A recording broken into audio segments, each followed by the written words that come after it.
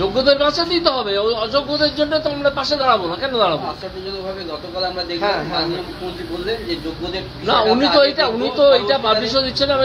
আমি অপেক্ষা করছি কবে ওনার শিক্ষামন্ত্রী, যিনি আদতে একজন বামপন্থী, সিদ্ধার্থ বাবুর মতো একজন সৎ মানুষ যার হাত পা বেঁধে রাখা হয়েছে, তারা কবে বিদ্রোহ করেন। আক্রমণের অভিমুখটা চলে যাচ্ছে সিদ্ধার্থ বাবুর দিকে, ব্রাত্যবাবুর দিকে, কিন্তু পেছন থেকে সত্যনারায়ণ সেন তো মুখ্যমন্ত্রী, তাই না? সেই জন্যই আমি বলেছিলাম আপনি রাজনীতি উঠুন, এই সত্যনারায়ণই করবেন না, করে একটা কমিটি করুন, করে খুব তাড়াতাড়ি এটা বার করে দেওয়া যাবে। তো এখন আমার যেটা মন্তব্য সেটা আমি বললাম, যারা মামলা করেছিলেন তাদের কাছে একটা লিস্ট আছে, তাদের কাছে যোগ্যের একটা লিস্ট আছে।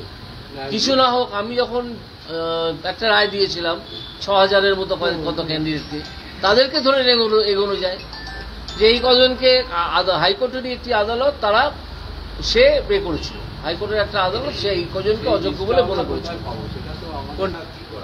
না, আমি কালকে মুখ্যমন্ত্রীর ওখানটা আমার মনে হয়েছে একটা নতুন ভাঁওতাবাজি চললো, নতুন ভাঁওতা দেওয়া হলো, এছাড়া কিচ্ছু নয়।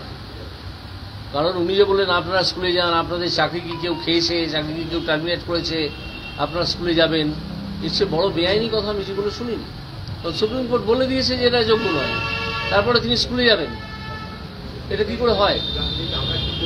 আপনারা একটু অপেক্ষা করুন, সর্বত রকমের চেষ্টা করা হবে, না হলে আমাদের সবাইকে একসঙ্গে গঙ্গায় গিয়ে ডুবে মরতে হবে, এছাড়া কোনো উপায় নেই, এছাড়া কোনো উপায় নেই।